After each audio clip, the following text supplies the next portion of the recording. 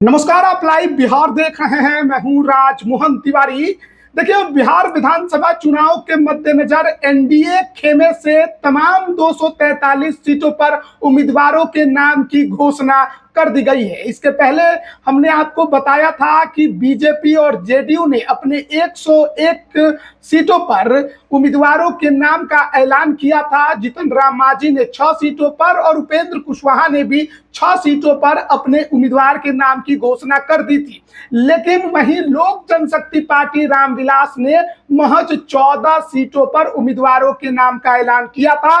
लेकिन अभी अभी बड़ी खबर आई है लोक जनशक्ति पार्टी रामविलास के खेमे से बाकी के बचे 15 सीटों पर भी कैंडिडेट्स के नाम की घोषणा कर दी गई है। चिराग पासवान पार्टी के राष्ट्रीय अध्यक्ष केंद्रीय मंत्री के सहमति से तमाम 29 सीटों पर लोजपा रामविलास ने अपने कैंडिडेट्स के नाम का ऐलान कर दिया है। देखिए, आप अपनी स्क्रीन पर भी देख सकते हैं। ये तमाम जो 29 उम्मीदवारों की सूची है वो लोक जनशक्ति पार्टी रामविलास की तरफ से जारी कर दी गई है। कल की जो 14 सीटें थी उसमें गोविंदगंज से राजू तिवारी, सिमरी बख्तियारपुर से संजय कुमार सिंह, दरौली से विष्णुदेव पासवान, गरखा से सीमांत मृणाल, साहेबपुर कमाल से सुरेंद्र कुमार उर्फ सुरेंद्र विवेक, बखरी से संजय कुमार, परबत्ता से बाबूलाल शौर्य, नाथनगर से मिथुन कुमार, पालीगंज से सुनील कुमार, ब्रह्मपुर से हुलास पांडे, डेहरी से राजीव रंजन सिंह, बलरामपुर से संगीता देवी, मखदुमपुर से रानी कुमारी, ओबरा से प्रकाश चंद्र। तो ये 14 नामों की घोषणा बीते दिन पहली सूची में की गई थी।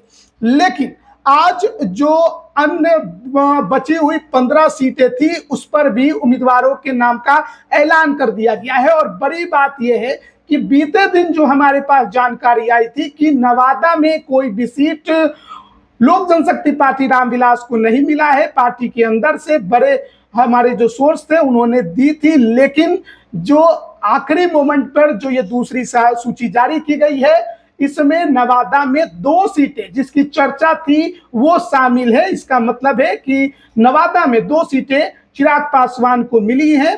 हमें खेद है कि वो जो सूचना हमें मिली थी जो हमने आप तक पहुंचाई थी उसमें थोड़ी सी गलती हुई है। हमारे सोर्स के द्वारा जो जानकारी दी गई वो पुख्ता इस मामले में नहीं हो पाई। लेकिन जो बाकी के 15 सीट हैं और जो उम्मीदवार हैं उनके नामों की जानकारी हम आप तक पहुंचा देते हैं। पूर्वी चंपारण जिले के सुगौली सीट पर राजेश कुमार उर्फ बबलू गुप्ता, सीतामढ़ी जिले के बेलसंड में अमित कुमार, सारण जिला के मढ़ौरा में सीमा सिंह। देखिए, सीमा सिंह जो है वो बरबीघा में तैयारी कर रही थी, बरबीघा की बेटी बनकर वो घूम रही थी।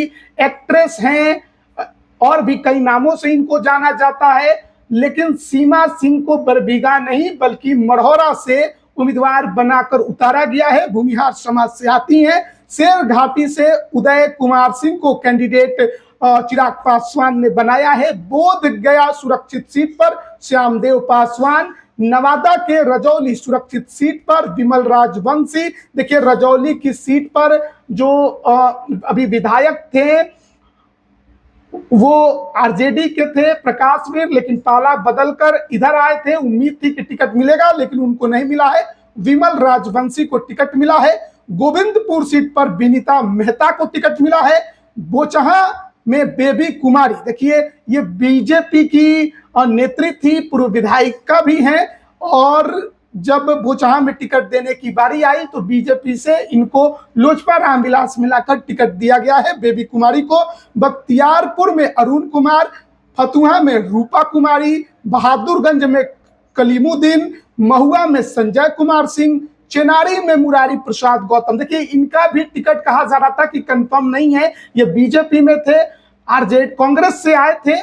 और चेनारी में लालबाबू पासवान की नाम की चर्चा खूब हुई, लेकिन आखिरी वक्त में बीजेपी ने इतना दबाव बना दिया कि चिराग पासवान को चेनारी में मुरारी प्रसाद गौतम जो पैरासूट से लोजपा रामविलास में आए हैं उनको कैंडिडेट बनाना पड़ा। मनेर से जितेंद्र यादव और कस्बा से नितेश कुमार सिंह को कैंडिडेट लोजपा रामविलास ने बनाया है। तो तमाम 29 सीटों पर लोजपा रामविलास की तरफ से उम्मीदवारों की घोषणा कर दी गई है। और इसके साथ ही एनडीए में सभी 243 सीटों पर उम्मीदवारों के नाम का ऐलान हो चुका है। महागठबंधन में कुछ भी ठीक नहीं है, ना राजद, ना कांग्रेस और ना ही वीआईपी पार्टी, वाम दल, इन तमाम पार्टियों के बीच में अब तक समन्वय स्थापित नहीं हो पाया है। कई सीटों पर दो दो पार्टियों ने अपने कैंडिडेट उतार दिए। तो माहौल महागठबंधन में गर्म है। एनडीए में गर्म हुआ था लेकिन उसे सुलटा लिया गया और अब एनडीए जो है 243 सीटों पर अपने उम्मीदवारों के नाम का ऐलान कर चुका है। बने रहिएगा हमारे साथ, तमाम अपडेट हम आप तक पहुंचा रहे हैं। आप सभी का बहुत बहुत धन्यवाद।